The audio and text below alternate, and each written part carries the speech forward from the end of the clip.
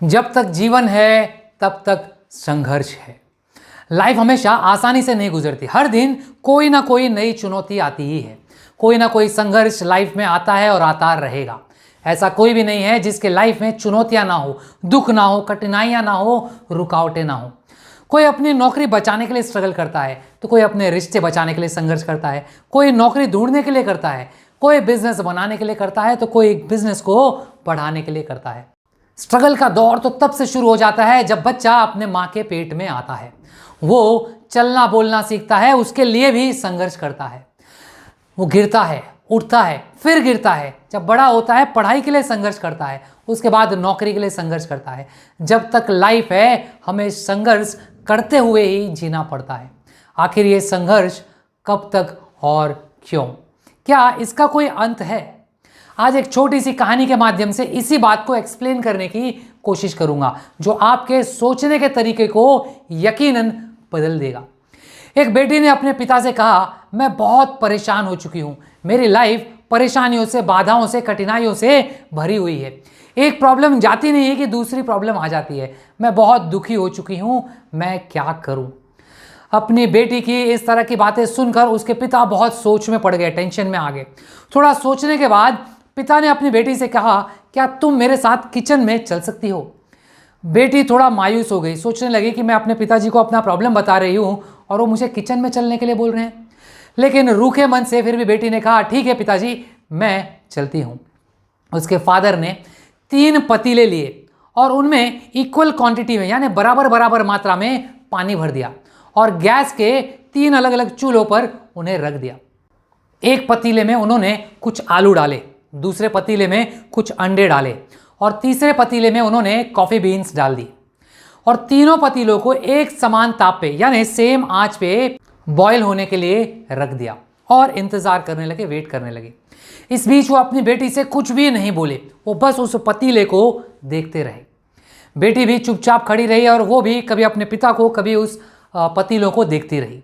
करीब 15 मिनट्स के बाद जब वो चीज़ें काफ़ी उबल गई, उन्होंने तीनों चूल्हों को बंद कर दिया, ऑफ कर दिया।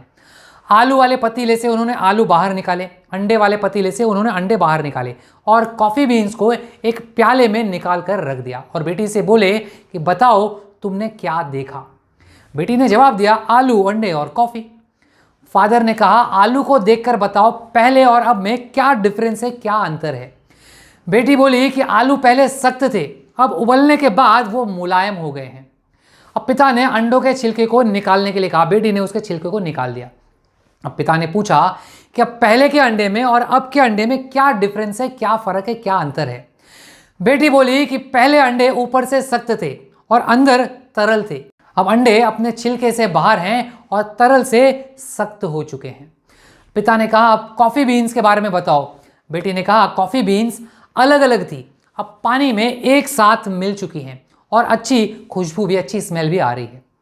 अब फादर के एक्सप्लेनेशन को देखिए। पिता ने बताया कि इन तीनों चीज़ों को एक समान पानी में, एक ही टेम्परेचर पर और एक समान टाइम पर उबाला, लेकिन रिजल्ट अलग अलग मिले। कोई कड़क से नरम हो गया, कोई नरम से कड़क हो गया, तो कोई अपने में दूसरे को मिला गया। हमारी लाइफ भी ऐसी ही है।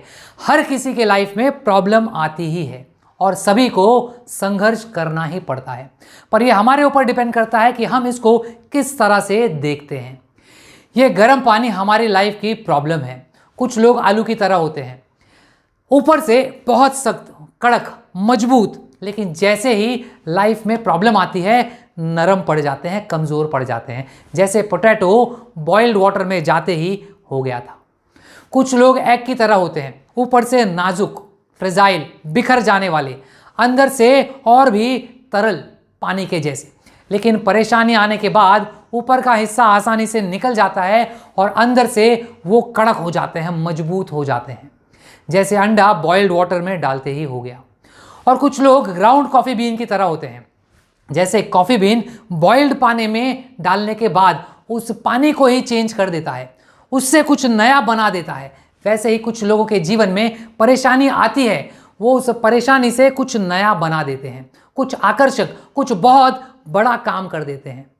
जब स्ट्रगल का समय आता है तब किसी के लिए एक प्रॉब्लम एक बड़ी समस्या होती है, वहीं किसी दूसरे के लिए वही समस्या एक अवसर बन जाती है।